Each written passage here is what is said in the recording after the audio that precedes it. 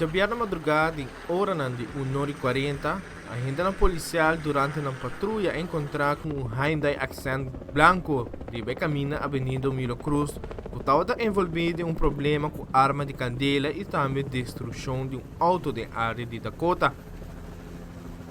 Aqui, a agente policial deu um Hyundai Accent sinal para parar na Avenida Milo Cruz, pero o chauffeur a ninguém é ordem aqui. Mesora está em persecução e pede para mais patrulha para ir em direção de persecução. Por de Avenida Milo Cruz, é sospechoso na corre passa Venezuela Strat, uma agente policial toma nota com de pessoa na auto. Atira lo que te parece arma de candela for de auto.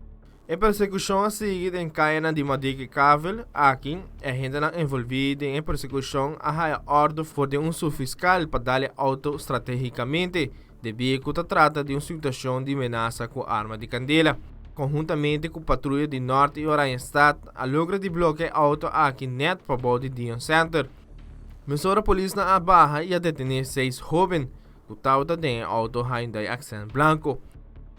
E durante a detenção, alguns de não por de resistir. A solicitar para vários transportes policiais apresentar no sítio para transportar e separar para a guarda de polícia.